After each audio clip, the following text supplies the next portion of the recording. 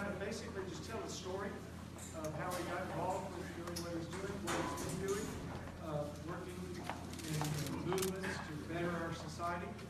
And also I asked him on the side to kind of, if he's seen places where churches have been able to effectively impact and produce positive change. Where does he see that? How has that happened? So all that's to share as well. But we're going to have some time as well that we're planning for the end of our conversation where you can do some question and answer with him.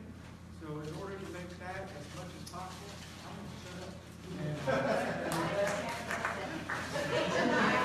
Saw the passion there. We weren't sure where it was going. We knew there was passion there. Thank you. With that, it is my pleasure, and I'd like to welcome back home Cameron Whitten.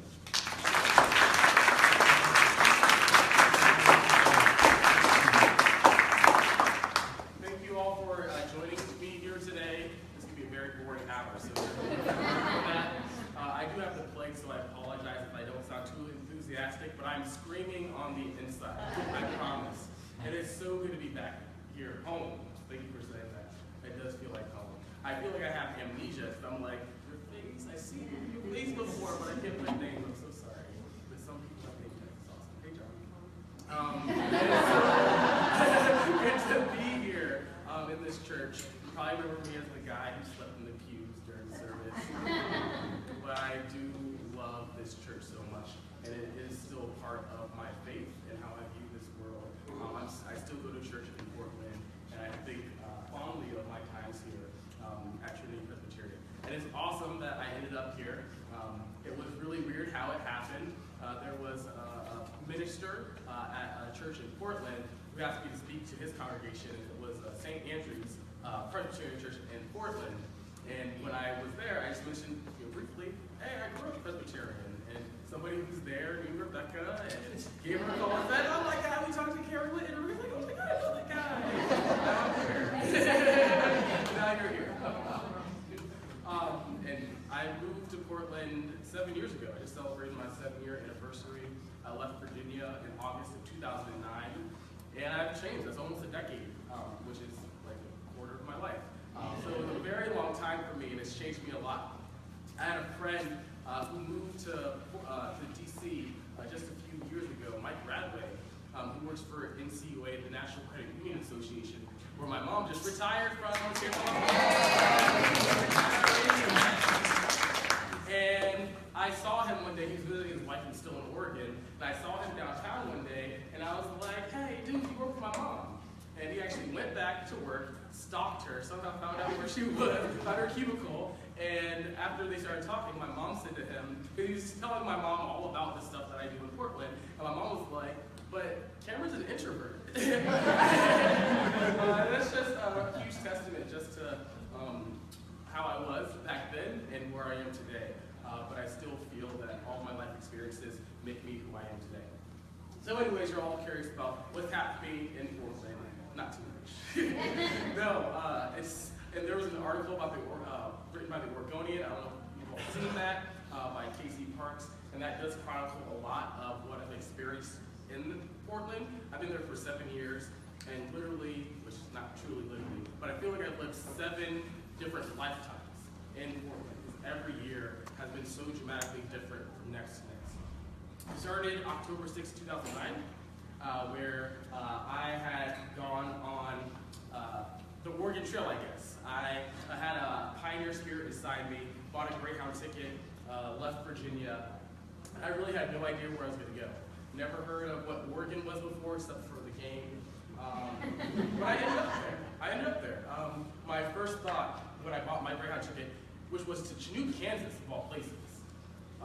Unfortunately, I only stayed a few hours because everybody started staring at me. From the south.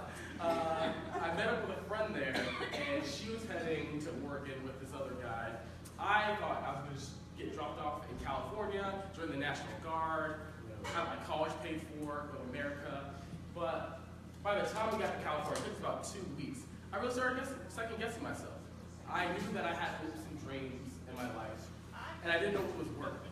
And I felt that part of my journey westward was me finding myself and exploring who I am. And I just realized that jumping into this thing without really considering my options wasn't the best. So I stuck with these two, and they took me up the coast into Oregon, and they turned out to be really dramatic. And I don't want to talk about it too much because it was pretty bad. But after being with them for about a month, I realized that I had it, and I really needed to go off on my own and figure out who I was. And so one of the people that we were staying with told me that Portland's a great place to go and get on your feet. They'll take care of you. And so my friends dropped me off on the corner of Southwest 9th and Oak, which is where New Avenues for Youth is. And that is an agency in Portland which for decades has served youth experiencing homelessness. And so I was 18 years at the time. I had almost no money. I didn't have a driver's license, didn't have a college degree, didn't have pretty much anything on the West Coast. And so New Avenues for Youth is what I had to turn to at that time. And so from there, I stayed in a youth shelter for 2 months. And that was reality. It was a change in reality for me. I went from living in the suburbs, with big yard, big house, big rooms, multiple bathrooms, and now I'm in a city, which is just a completely different life. And I learned going to school and being taught about the American dream and how we work hard and how we get what we need because we deserve it. And being there, surrounded by peers, groups all relatively my age, and then experiencing so many issues, whether it was extreme poverty, or mental health crisis, or substance addiction, or domestic violence, or being kicked out of their house because they identified as LGBTQIA or whatever. I met all these different people, and I just realized that the American dream doesn't exist for so many, and they're invisible. It was really strange for me to realize how long I had lived without realizing that there were so many people my age who were put in this situation. Fortunately, even though it was really depressing, I had so much hope. Being in Portland, I got to be part of a community, and I was able to have access to resources that were given by hundreds of thousands of people who I've never met, but believe that people like me deserve a second chance. And so within the matter of months, I was able to transition out of shelter. Within 6 months of me coming to Portland, I was enrolled at Portland Community College. Go Panthers, love them so much. And then I started volunteering. I discovered during that process that my life I want to dedicate to making sure that I don't put more hurt in this world. I want to do whatever is in my power to heal and love. And part of that I learned here, and part of that I learned by me accidentally ending up in Portland. And so, at that time, I didn't know what to do. I still didn't have a job, still had no money, still had no driver's license, still had no college education. But I decided I could give my time. And so at 18, 19 years of age, I started volunteering at any place that would take me. I did overnight stays at a church called East Hollow Methodist. I think it's East Hollow Methodist Church. I served food with Meals on Wheels and Food Not Bombs.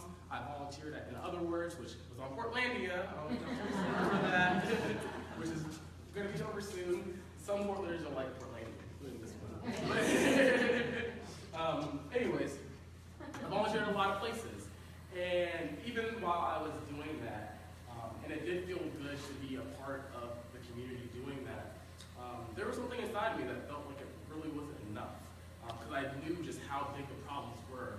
And I realized that we as a community still had so much work that needed to be done to make sure that we all had equal access to opportunity. And so that was a question I was dealing with for 2 years in Portland, and my life changed. Anybody know why?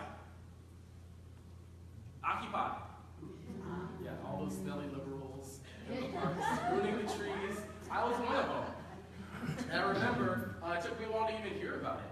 It was going on in New York for about 30 days before it started up in Portland. I just remember Googling and researching what Occupy was about and seeing its origins from the protests for democracy happening in the Middle East, including Tahrir Square. And I was so inspired. I felt like for my entire adult life of 2 years, I had waited for a moment like this, where people, regardless of our differences, regardless of where we came from or what we believed in, that we could take this opportunity to come together and recognize that we do have problems in our country, in our world, and we want to work together, find some kind of solution, or at least express ourselves until we get somewhere. And so I allowed this to happen. So this is 2 years in. It was another big life-changing step for me. And I remember going to that first march, never intended on camping or doing any of that stuff. I remember I just showed up for the first march, surrounded by 10,000 people, more like 13,000 people. And I recognized a handful of people from PCC, going to college. I recognized a handful of people from volunteering at whatever. But the broad swath of people there, I never saw before in my life. Kind of like y'all. Like, I know your face, but mostly no. And, but I was so inspired. And I really felt like in that moment, I was more safe than I had ever felt before. And these were found a bunch of strangers. And so I went on the march, and afterwards, I was hanging out with some people, and then there was actually the anniversary party for In Other Words, which I volunteered at. So I went to their anniversary party. I was biking literally across the bridge back to where I lived, and as I was doing that, I said to myself, wait, there were some really awesome people there in that park. I want to go say goodnight to them. So it was about 9 o'clock p.m. I biked all the way back, like 2 miles back to where the park was. There were people there, you know, laying down tarps, playing ukuleles, probably smoking blunts. They're just doing all the little progressive things. And one of them said to me, hey, there are no clouds out, which is a miracle in Portland. There's always clouds. There are no clouds out, the sky is clear, there's stars in the sky. We're going to sleep under the stars tonight. Would you like to join us? I was like, hey, whatever, sure. And so that's what I did. I joined them under the stars. And then the very next day, I called a friend of mine who had an extra tent, took it to the park. I got situated right next to the Kale Garden, so I got prime real estate. And I stayed there for 39 plus days. And I remember the first couple of days, I was still enrolled at PCC. I had classes out in Pennsylvania, which is like a 40-minute commute. It was kind of far. And I remember going to this anatomy class, which I hated anyways. And I'd go there, come back like 3 or 4 hours later, and the entire park just transformed. So we would like go to the library, or they'd add like electric bikes or like power up, whatever, info tents, nursery area, cafeteria. Like every time I would leave even for like a minute, it felt like there was a civilization being built, and I was a part of it. So I did something that wasn't very smart. My mom probably shakes her head at this. I stopped showing up to school. I didn't even cancel my classes. I just like I forgot it. I don't think I don't have time for this. And I stopped going to school, and I committed myself to this new, scary, promising, disappointing thing that I was involved in. And I learned a lot from doing that. Occupy taught me that I'm more than just what my resume looks like. I'm more than what my history was. I'm also my future and my dreams. And I have a story. And when people hear my story, when I share that story, it helps us to reflect, understand, come together, and hopefully take action. And I learned that through many ways. I facilitated workshops, I wrote press releases, I spoke to the media, I got arrested a few times, but I became one of the faces of the Occupy movement in Portland. And I was 20 years old at the time. It was not where I expected to be, and nobody here could say that they expected me to be there, smelly, criminal hippie in Portland at 20 years of age. So I did that for 39 plus days, then Occupy across the country, including in Portland, was eventually evicted out of the parks. And another part of my weird life was that I was one of the sole 2 witnesses who saw the incident that led to the eviction of the Portland Occupy movement. And so I was by the World Trade Center charging my phone with my fake ex-wife, which is another story. I have to say for another visit. And we were just there talking, and there was one guy who I recognized from like 4 days earlier. He had showed up out of nowhere, maybe California. Californians are everywhere. He showed up to the park, and he was like getting in trouble for like starting street fires and things like that. And we used to like arrest him and release him in the morning, whatnot. And so he came up to us, and he said, excuse me, in just complete straight face, like very creepy dude. And he's like, do you have a cigarette? And we're like, no, we don't smoke. And he just stops engaging with us at that moment. He walks away, and we're like, what just happened there? 4 minutes later, he's like charging back down the stairs, running back towards the park, and there's a fire on the staircase. And I act like a 12-year-old princess. I start screaming, I run across the street, and it was really embarrassing because the security guard came by in 3 seconds and extinguished it. But then the media blew up the story and was like, Molotov cocktail, terrorism at World Trade Center. And I was just like, that was a Roman candle, that was nothing. It was a really weird situation, but the mayor took that and said, Occupy Portland is too dangerous, we're gonna completely evict the parks. And so the eviction was coming, it was booming, and a lot of people showed up for it. There were probably like 15,000 people who showed up either in the park or like watching it. It was a huge spectacle that happened. But the police, which was a very interesting tactic, they showed up the first night, and they did this whole hurrah, bazaar, like there were like paddy wagons and sirens and horses and fireworks and like all kinds of screaming and yelling and pushing and whatnot. And the police left that night, and people thought that they won, went home, and then the next morning, like 12 hours later, they came in and shut everything down. It was very fascinating. So then, after the parks were fenced off, people felt defeated. We felt like we lost. Like everything that this movement stood for, which is a flawed movement to be about sitting in a park. But people felt like that's what kept us together, and we lost that. The day after the eviction, I had organized a march called Occupy City Hall, because we were intending to go into City Hall and let the mayor know how we felt about his policies. And the city was so afraid of us, they had the entire building on lockdown, which is ridiculous because only like 30 people showed up. So people were really defeated after the parks were shut down. It was really sad. And the thing about protesting beforehand, anybody could say, hey, I'm doing a march, and you'd have 400 people just like sitting in the park, like, okay, we'll join you. So it was kind of hard that I didn't have people just like sleeping across the street. So then we're all just sitting around with cardboard boxes in our hand, and I meet what I call the second Darth Vader. I will not talk about the first Darth Vader. But the second Darth Vader, who created me, was Warren Brown. And so Warren Brown shows up, and he's looking around at us, and he says, hey, I'm Warren Brown. I heard there was a protest today, and I'm running for mayor. That's all he said to me. And I'm like, okay, well, that's interesting. How does one go about running for mayor? And he was like, it's easy. You just go to City Hall, get some paperwork, fill it out, get 100 signatures, and bam, you're in for the ballot. So that gave me an interesting idea. So I go up to City Hall, I start knocking on the door, and I'm screaming at the guards, and I'm like, I need to go to the auditor's office. I need some paperwork right now. And so even though the building was in lockdown, I guess they thought I was like some citizen mad about the water bills. So they actually let me in. And I get to meet the election officer. He gives me the paperwork. And actually, the guards after that follow me into the office.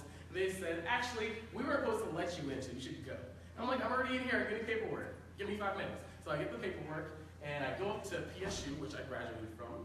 Go Bikes, kind of. And so I get that paperwork, and I print off 40 photocopies of that paperwork. I take it to the next General Assembly, which had maybe like 300, 400 people, and I said to everybody, run for mayor, run for city commissioner, run for auditor, take this paperwork, fill it out. We'll have so many people who will put their name on the ballot that nobody will know who to vote for. And people thought it was such a great idea that I was the only one who did it. And it was a really interesting time for me. Portland, in its modern history, probably ever, has never had so many candidates on the ballot at that time. Even though no one else from my people actually did it, there were still 23 candidates who ran for mayor of Portland. And that was really interesting because I kind of stuck out as a sore black thumb. I was one of 2 candidates, probably under the age of 30, three candidates under the age of even probably 25. One of 2 candidates of color. Portland's known as the whitest major city in America, but we don't talk about that. We don't see color. And also one of 2 people who openly identified as LGBTQ. So I really represent a lot of people who do not have any kind of visibility in politics. And that, while it helped, it was also a huge detraction because it was easy for people to look at me and dismiss me. I would show up to pretty much every single forum, and most of the time, they would turn me away. But that didn't stop me from showing up because I believed that I had a right to be there. And I believe that a big part of my campaign was that my voice and the voice of people who experience my life experiences are not heard in our political system, and I should stay here to make sure that we all feel like we're at the table. But I actually want to go back to what happened when I did put my name in. I filed the paperwork, and this was before my name was officially on the ballot. This is just when I first did the initial paperwork. I wasn't even certified yet, and I got a call from the Oregonian at 8 in the morning. This is how unprepared I was for running for mayor. And so Beth Slovic, who now works for the Week, she calls me at 8 in the morning. She said, okay, you're running for mayor. What's your platform? And I was like, more transparency. All I have to say to her. And she still gave me a great story, so I appreciate that. The media, unlike Donald Trump, has been really good to me. We have a great relationship. And so she did an okay story, and it also gave me the kick in the butt to make me realize, like, I can't just run for mayor and let me. And yeah, that's what I did. And so from that moment on, I spent so much time researching, really getting a passion for politics and economics and policy. And I got to really understand the history of Portland, which now I'm in my third year of living there, I realize it's a very negative history, and I'll talk more about that later. So that gave me additional inspiration to run, not just the new radicalization I had from the Occupy movement, but also my new understanding of Portland and its story. Gave me motivation to try to make a difference by running for mayor. So I spent time here talking to tens of thousands of people. And eventually, near the end of it, I started getting a lot of recognition from the press. I even had one of the top running candidates, Eileen Brady, a good friend of mine. She actually started giving me her time at different forums. She thought it was unfair I was being shut out. And I ended up getting endorsements from different political parties in Portland. And by the time the election happened, I actually placed 5th out of 23 candidates. So I wasn't the worst loser ever. And even though I did pretty well for my first campaign at age 20, I was 21 at that time, just had a birthday, I was feeling really defeated.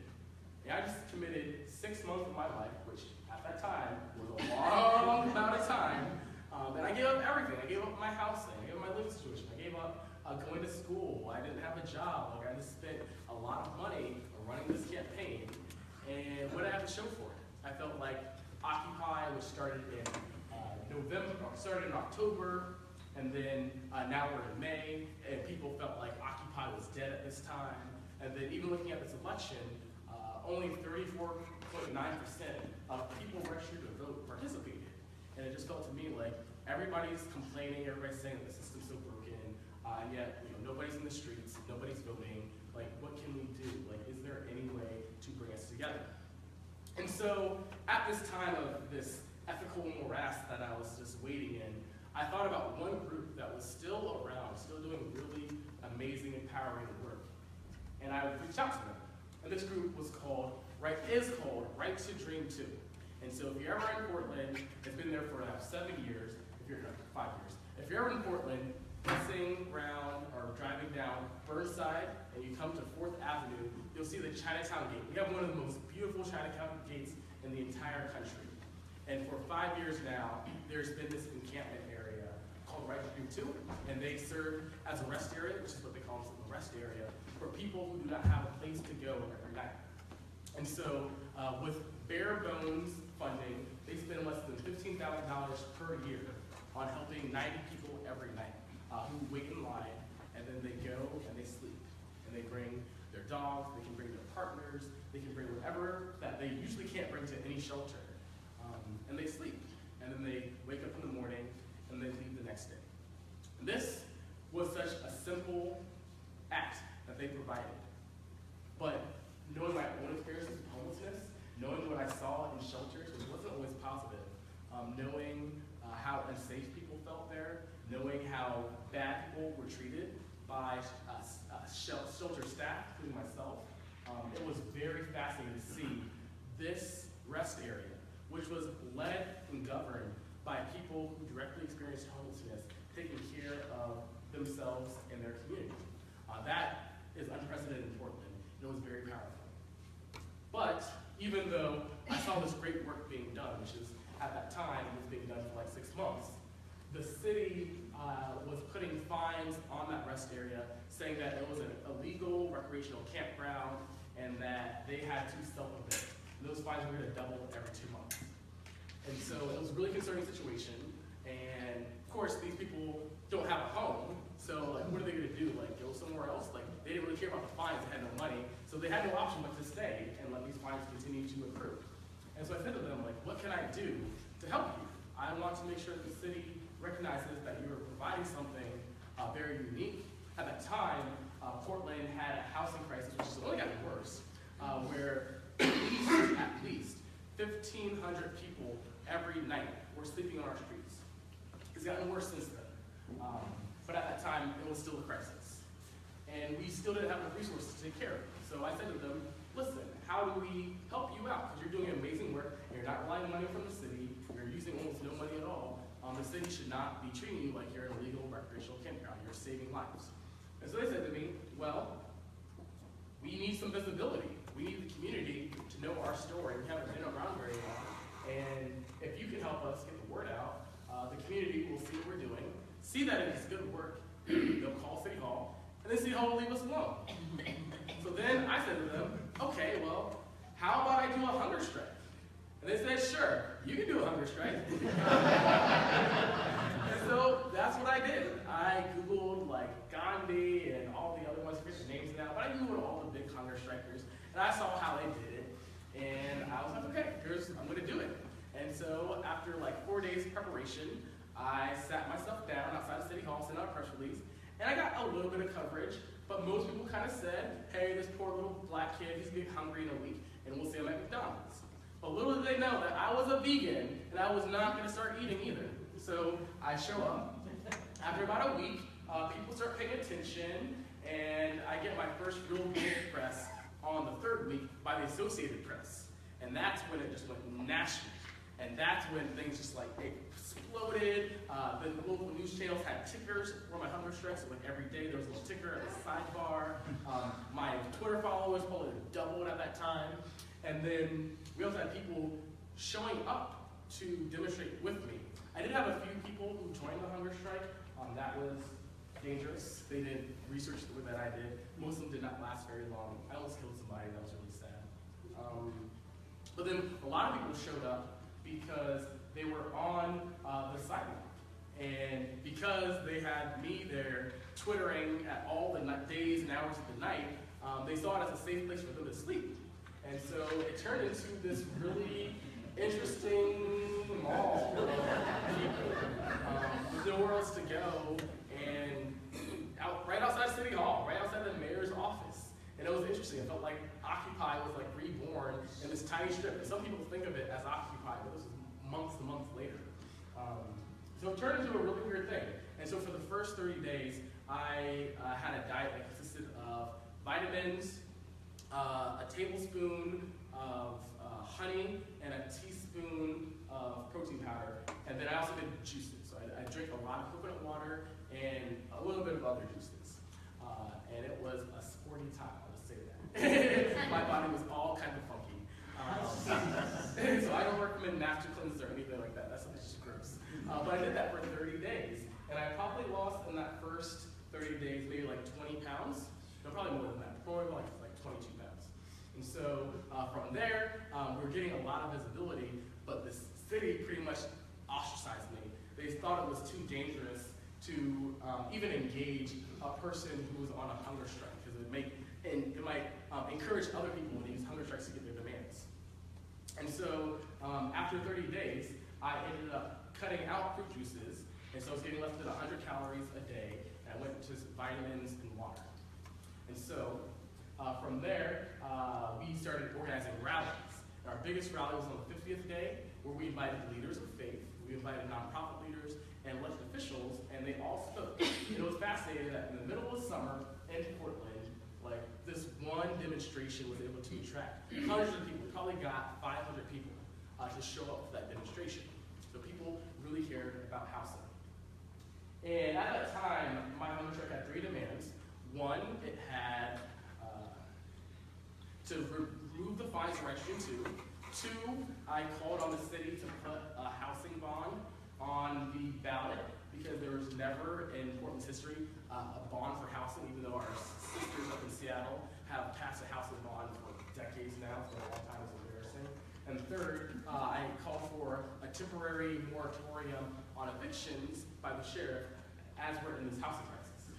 And I remember at the time, our state newspaper, which is very conservative, the Oregonian, said, this person is doing an impossible protest, asking for 3 impossible things. He's never going to get it. He should go away. And so, as I kept going, and I upped the ante by making this a much more dangerous protest, there was a lot more attention from the media. Politicians were sneakily leaving City Hall to meet me behind bushes to talk and try to get me to stop.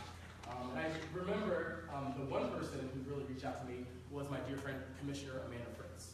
And so she's a city commissioner who's been on city council for 8 years now. And she was elected by a system that was repealed called voter-owned elections. So she was actually elected with public money, which has made her much more of an independent elected official than the other ones we have on city council. So she was also a retired registered nurse. And for her, she was extremely distraught seeing what I was doing intentionally to my body for this cause. And so even though I felt like Amanda Fritz has a heart of gold, and she is a voice that is independent of special interest on city council, part of the things that I like about her make it hard for her colleagues to give her the power that she deserves because they are all funded by special interests.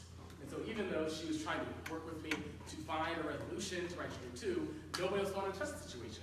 The city commissioner who was in charge of the bureau that was fighting Right Stream 2 is the most conservative city commissioner. His family literally owns half the city because he has just so much real estate and his ownership. He doesn't even need to have a job. He's been in elected office longer than I've been alive, and he probably donates his salary to charity. He's kind of like on a truck, because I'm being nice. But anyway, so he was the guy who was in charge of this bureau, and he didn't want to do anything to do with it. He refused to talk to me the entire time I did my hunger strike, and he didn't really talk to Commissioner Fritz either. And so we were at this standoff, and we've had a lot of standoffs lately in America, and you know standoffs don't turn out pretty. But what changed here was on my 50th day, where I had a doctor who was looking after me, and he implored me to go to a clinic to get my vitals checked. So he took me over to the Doctor's Express, and they tried to get a blood sample. And I remember they first went to my left arm, and they were digging around, and they couldn't find a vein because I was so weak. And they went to my right arm, and it was extremely painful. But they got the vitals, and I had bandages on both my arms, and I got taken back to outside City Hall, and had a reporter there waiting for the Oregonian. So there was a reporter from the Oregonian who was waiting for me with a camera, and he wanted to do a photo shoot real quick. And so I showed up and said, hey, sure. I said, sure. And so he took me over to the bushes and took this one picture of me that ended up on the front cover of the Oregonian. And this is really what changed everything.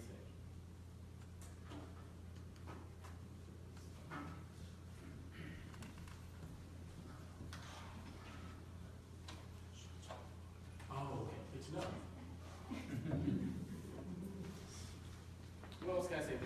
So this photo, which you're about to see, changed everything because people got so focused on it. I looked like I hadn't been eating for 50 days. I looked like a star. I looked like Jesus in some video. I'm not showing. Oh, yeah, this is going to take 5 minutes probably to warm up. Okay. Okay. Well, I'll try to distract you until we'll come back to the picture. But basically, this picture ended up on the front page of the Oregonian, and Portland liberals were losing it. They were like, oh my God, we're killing this poor young black Cameron. Everybody say Cameron, man, he's the... Yeah. Oh crap, I need to turn it.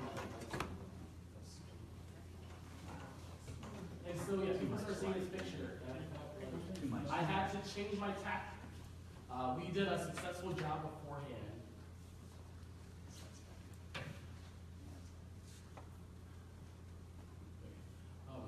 We did a successful job beforehand, really being focused on the issues. But once people saw this picture, it became not just about the protest or about Right Stream Stream 2, people got super hyper-focused on me and what I looked like and how I was hurting myself during this hunger strike. So I shut it off. That was really clever. I decided that I was committed to this cause. I wanted to make sure that Right Stream 2 had what it needed to survive, but I realized that this tactic, while it did something amazing, I could not move forward. I had to find a way to reinvent, re-strategize. And so we declared victory on the 55th day. We had a token show of collaboration with the city. They put together some kind of forum. Yeah. I put it out. Sorry. No wonder. They had this token forum, which was actually with religious leaders. It was some kind of like day of homeless awareness walk and a conversation, which actually ended up being crashed to by a bunch of activists. It was all just like really, it was a circus. But anyways, so that was the one thing. So we actually didn't get anything for Right Stream 2. We didn't get a housing bond. We didn't get a moratorium on foreclosures. And I felt defeated. I was just like, well, once again, like I've given a lot, and this is now almost a year later. This hunger strike ended in August of 2012. So it's almost a year to occupy, and I've tried so much. I tried the protest. I tried the politics. I tried to put them together in a hunger strike. And I was just like, what's going on? I'm a failure. I can't do this anymore. But I stopped, I breathed, and I just realized that I have a whole life ahead of me. As Moke said, it's not a marathon, it's a sprint. It's not a sprint, it's a marathon. And I decided to commit myself to going the distance. So I kept going. One of my first things I had to do was make sure that my friend Amanda Fritz got reelected because she was first elected on this public finance system. That system was gone. And she had a very well-funded challenger who was a House Majority Leader from Salem, and she was raising a lot of money to take her down. And so I helped her get her reelected. We got a new mayor in. And after that happened, the mayor, we have a really weird system of government where the mayor gives out bureaus to commissioners. And so the mayor took the bureau that the most conservative commissioner had and gave it to my friend, which was a huge game changer for Right Stream 2, which at the same time, they found a really well-known attorney to sue the city to fight back against these fines. Eventually what happened after that, it took about a year, is that the city dismissed all the fines and found them a place to stay. And the place happened to be in the Pro District, which if you've ever been to Portland, it's fancy. And so the Pro District developers, who get a lot of money building hotels and condos, they hated this idea. They're like, oh my God, we're not gonna make money, our profits are profits. And so they hired everybody. They hired attorneys, they hired PR firms, they hired everybody. They probably gave money to the commissioners, and they actually stopped the city from moving that encampment into the Pro District. They actually gave the city, actually they did give money to the city. They gave $1 million to the city and said, hey, use this money to move Right Stream 2 anywhere other than the Pro District. And so then the city, just last year, tried to move it into inner southeast Portland, which of course they fought it too. So it's still currently where it is today. They still have $1 million. We'll see where it ends up. But the most important thing is that 5 years later, it's still doing its amazing work. So that's kind of like the saga for the hunger strike. And it was really great just to see that victory. It took so long, but it was longer than the 9 or so months that I waited from Occupy to that moment. But it did eventually happen. And sometimes it's hard for me even today to think about that. I think about how frustrated and how hopeless I was back in that day, back when I looked like I did in that picture.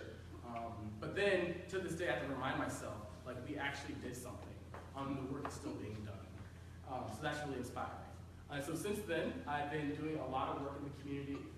People in Portland know me as a guy who shows up everywhere. I go to civic events all over the city. I work with many different organizations. I currently serve as director of a nonprofit called Know Your City. We take donations. I recently joined the organizing committee for Portland's Resistance. It's an organizing group that emerged in response to the November general election. We're known in Portland as the people who are trying to burn down the city, block the traffic, keep the babies. But we do a lot of work protest. That was funny, folks. I was joking, we're not killing babies. But we've been doing a lot of demonstrations to raise visibility of concern and to show people that the majority of Americans who voted in this election voted in support of understanding, love, and compassion for our fellow Americans. But anyways, I've been doing a lot of work now in Portland, and interesting enough, going back to the hunger strike just briefly, there was a reporter for the Mercury who pulled back up the article from the Oregonian that said, Cameron's doing this impossible protest, asking for impossible things. And since that time, in the November election in Portland, we actually passed by 61% our first housing bond in history. And so this Mercury reporter posted that screenshot of this article and said, well, he's got 2/3 of the way there, Oregonian. So much more than halfway there. So that just made me laugh, but also made me realize how much I've been able to do already and how much has happened in Portland since then.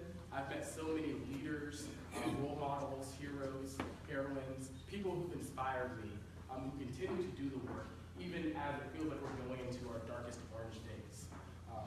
But I want to talk about the role of faith.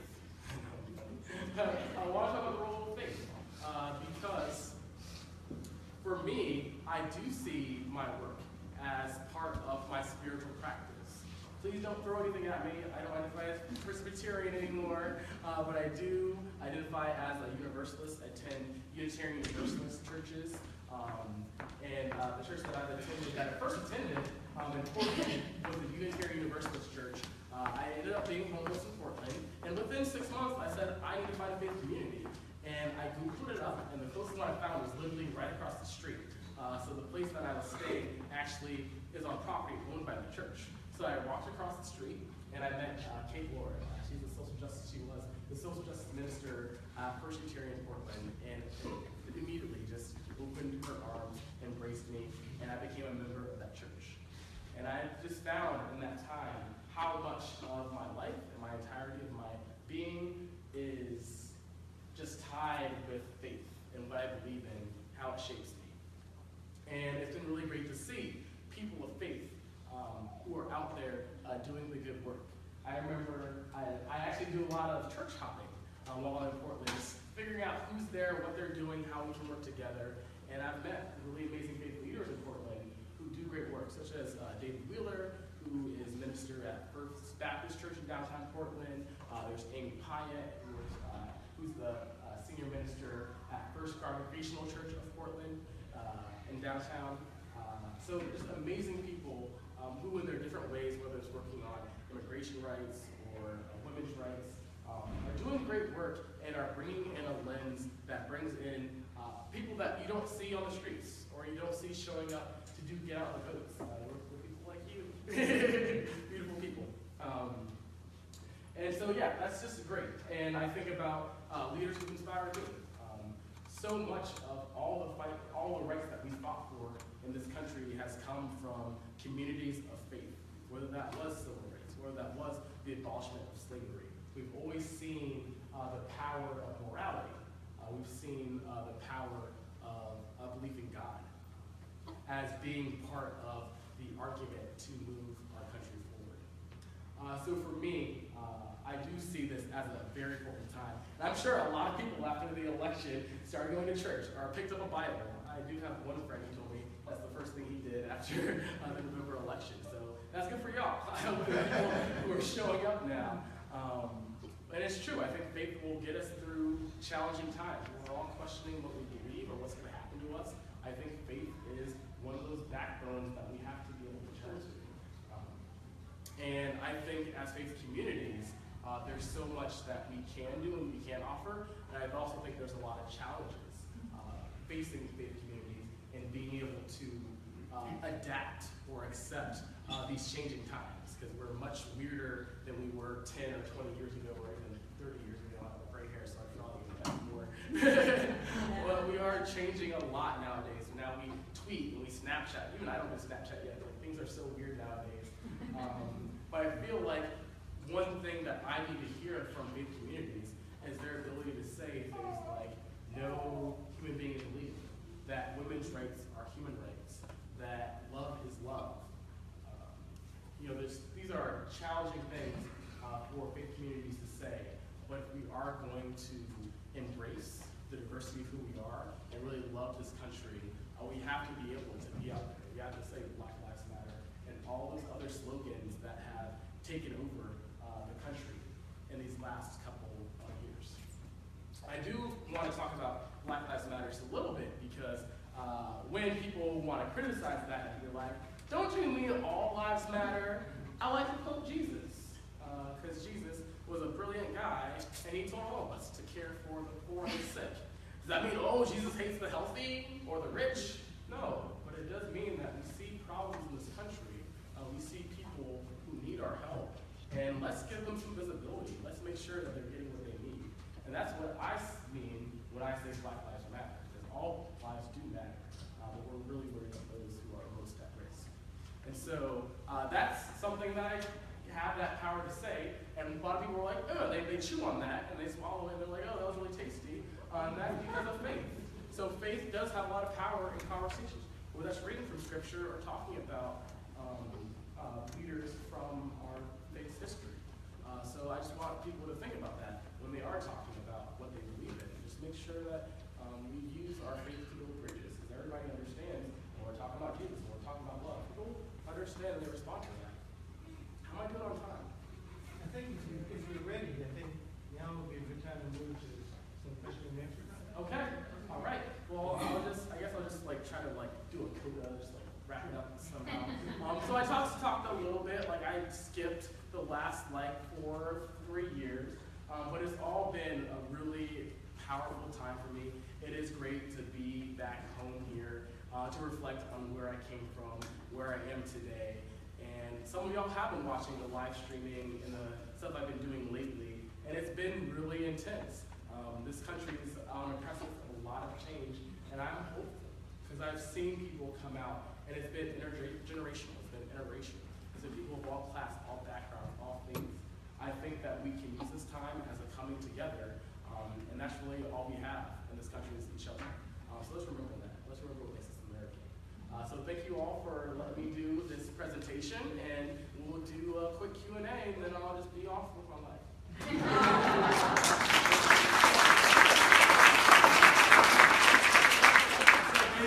First.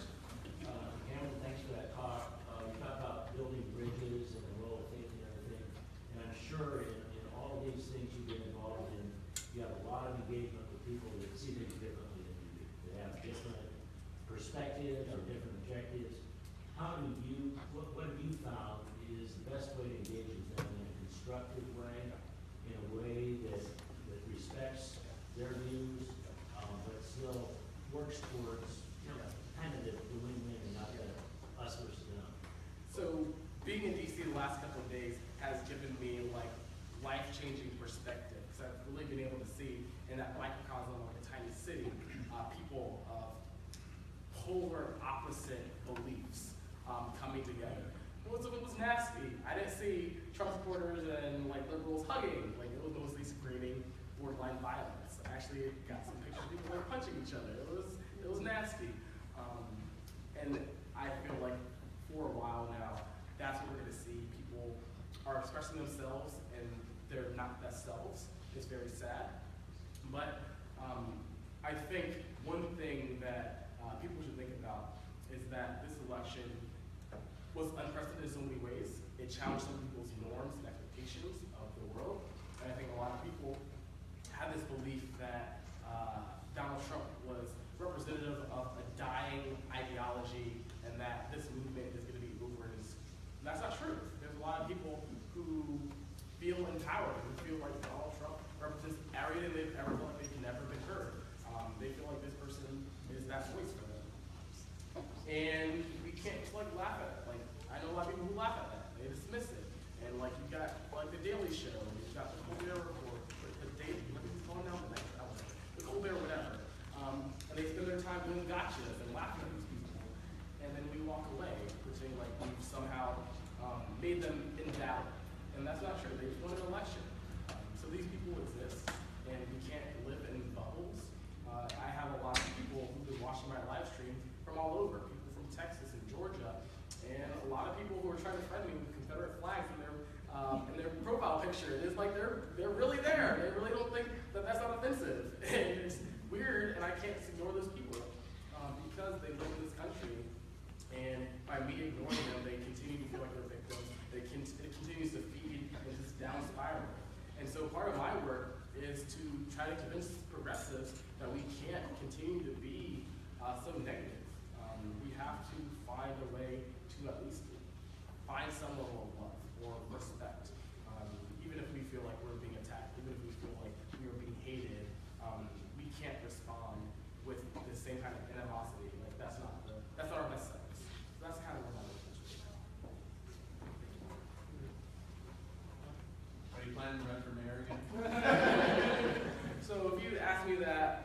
3 months ago, my response was, I'm too dark and too honest. It's true. Before the election, I was experiencing, like I said, like my left hand here, I was actually in this place of doubt and not wanting to do politics anymore. Like, I'm done, this is draining, everybody sucks. And then the election changed things for me. I realized that if I am so upset about where this country is going, and I don't want to see someone like Donald Trump as president, I have to make sure that I support candidates who look differently, and I might be one of those candidates. And so, even though I feel like politics, a lot of it is based off of egos and personalities, I have a nice personality, but, but I realize that there's a lot of power in the system, and I want to make sure that justice happens. And that's going to be me being in a driver's seat. I have to take an active participation. I don't know where my life is going to take me. I can't wait to see where it's going to be. It might be in politics. It might be nonprofits. It might be me running a business. But I am open-minded, so call me. Thank you. I was watching your Facebook video from the Women's March. And one of the things, or from Inauguration Day, and one of the things that impressed me was you're a very good listener. And you asked your questions to a number of the supporters who were there. And really listened with your whole body to what they said. And I think that's something that we need to learn to do more, because I think that's part of what's wrong in this country is we don't hear each other. And instead of me trying to say, well, this is what I believe, and you're all wrong, but say, excuse me, why do you believe this and what it is? And I'm really impressed with that. Sorry, I didn't get that. No, I'm kidding. Thank you. Thank you. Well, I was just going to say, I'm so impressed as you tell the story of your life, how open you are. I mean, really open to where God is calling or where the road is open. I'm very impressed with that. Thank you. Open in ways that I would have been too scared to be in. Yeah. Sorry, I'm going to get teary-eyed.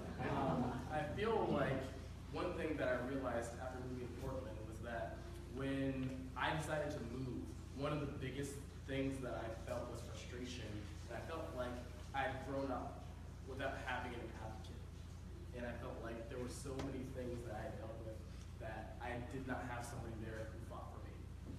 And when I moved to Portland, I said to myself, like, I have to be an advocate. I know so many people, even when they have people, just feel like they have nobody. And we need those loud voices to be there. And so that's what I've been doing with my time. And it's really exhausting. Like, I'm sick right now, and I'm sick because I keep flying on planes and people keep getting sick. But I have to keep doing it because we do need these advocates. We need people who have safety, who have a place to sleep, who have a job, who can go out there and get hurt or get arrested or write a letter to the editor. We have to have those people be advocates because there's a lot of people there who feel voiceless and we need to support them. So thank you. Okay, one last question, and then we'll have time for y'all just to talk conversationally, but Steve wants to break this down and get ready for the second service. So, Trish. Thank you, Kim, so much for sharing your time with us. Recently, we've heard a lot in the election about the condition of America's inner cities and how black people don't have anything to lose if you vote for me, and blah, blah, blah. And what is it that we should be doing constructively? I mean, here we are sitting in a very white audience. What can we do to either help that change, or if that isn't the truth, could you give us a little enlightenment about how you see the inner cities and life for black people? Because yes, you're right, black lives do matter very much. Thank you so much for saying that. Thank you for the question. So, in terms of Donald Trump and his conversations about inner cities, I feel like Donald Trump's history with inner cities has been exploiting them. He's probably not the person that I would trust to speak about the black experience in many ways. And I think something that both Obama has shown and Trump has shown is that not only is orange mean black, but that America has a racist problem in this country. We are so divided, even to this day. Obama probably helped as much as it hurt. Trump is helping as much as he's hurting.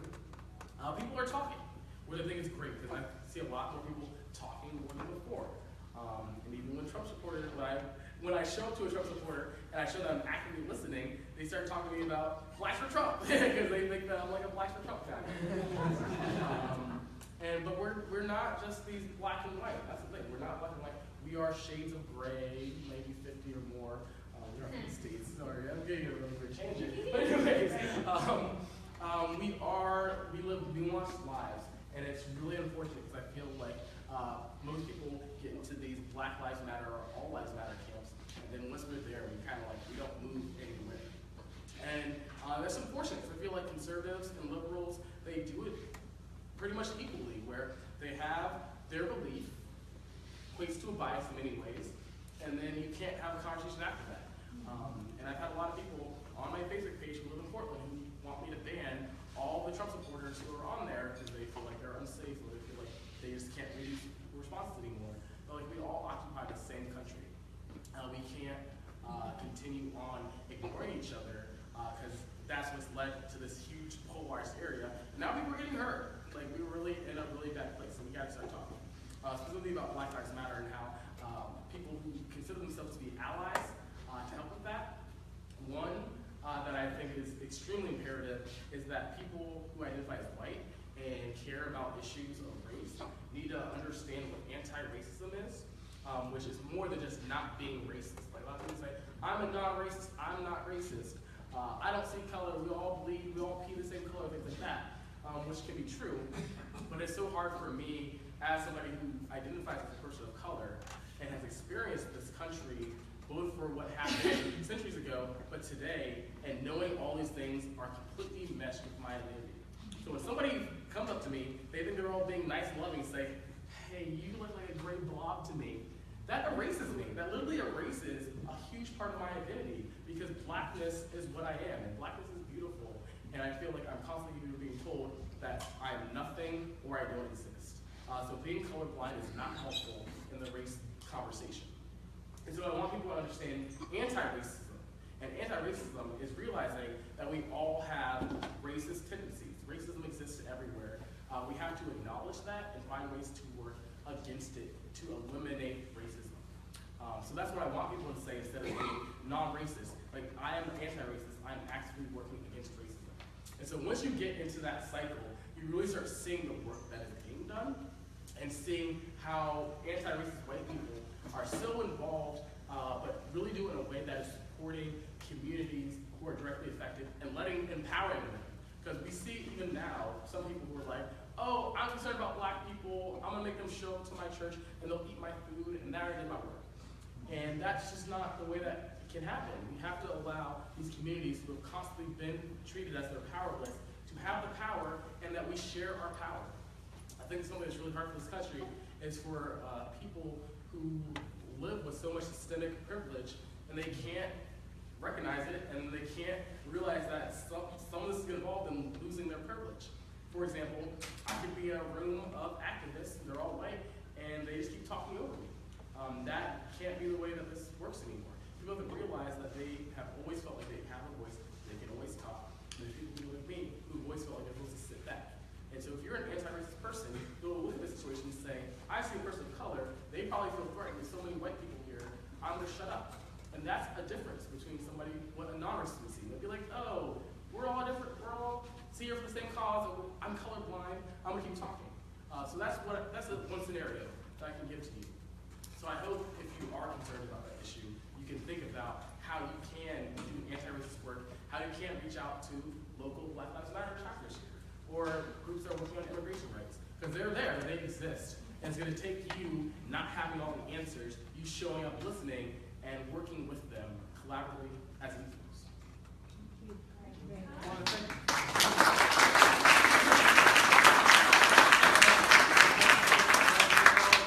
Our time is now where we need to stop, but the camera's going to be a little while, so we can continue to talk to them afterwards for a little bit. But we do need to break down these chairs and get some over there and come over here. Thanks again, everybody.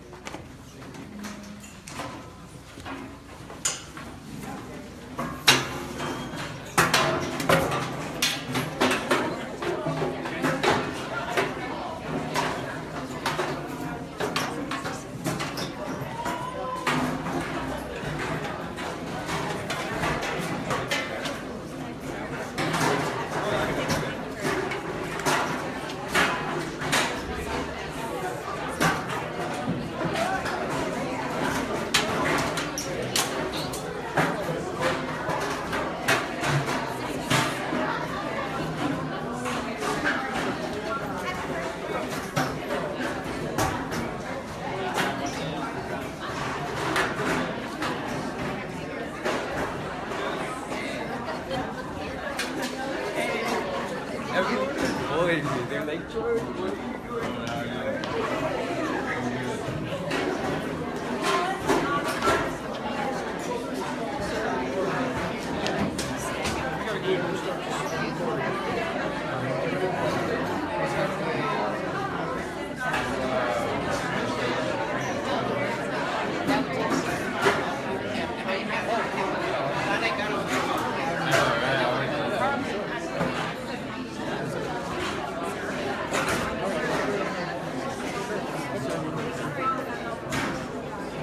Okay, well, I'm gonna have to stay here.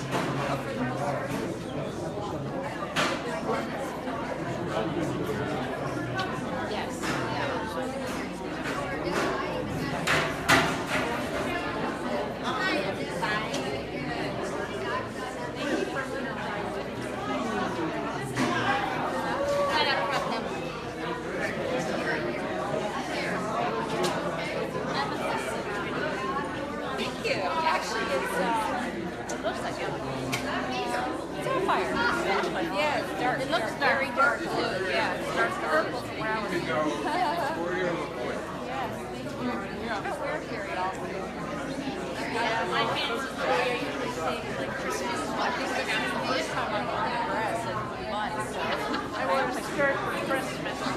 It was alright looking, but it's my butt apparently. I can't barely get this coat around me right now, so I know the feeling.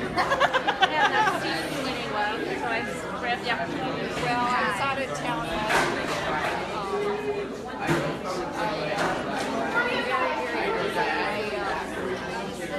I think I've told you about my ex-husband was up in Pennsylvania. I had to move him back down here, so. You mentioned that, Well, because I help him with his finances, so I don't, it's not you don't have to go into it, it's not my business. Yeah, well, it's just right that kind of preoccupied in every settle. My seasonal job, as brief as it was my work left me with the souvenirs, which I've been dealing with the last few weeks, which is part of the reason why I haven't gone to church much the last few weeks. Yeah, my leg is hurting. Yeah, I wasn't sure if it was shin splints. Up until a couple of days ago, I wasn't 100% sure if it was shin splints or a strained muscle. I'm more sure now that it was probably a very strained muscle. Look at you, you're so tall, I can't believe it. Oh. I like the new t-shirt. I have a niece who's about to turn 13, and I would say what I've heard, she's probably close to this young lady's age. So, I'll see you tonight. Depends. After the board community has a lot of work right now. I remember finals. Senior year, definitely not fun. It'll only get me an hour away for whichever college I guess. Bridgewater, I'm leaning more toward Mary Washington. For a while, I really wanted to go Bridgewater now. Be nice.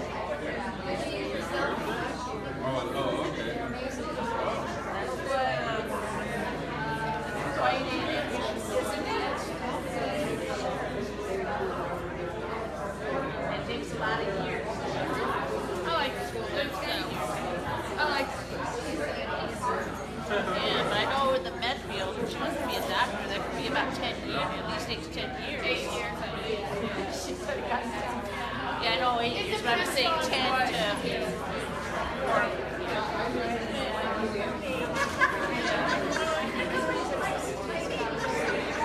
You know what I saw yesterday? I was looking at my Facebook news feed yesterday, and my cousin posted something up that kind of a little offensive. She posted it from somewhere saying that if your hate for Trump is greater than your love for the country, then you never really love your country. I'm thinking like, what? I was just thinking, I'm so tired of that. But that one, really, that you don't have to, I mean, there are a lot of people who hate it for I don't think they love their country anymore. So, why do you think they have the right to say that in this town? That was what I found.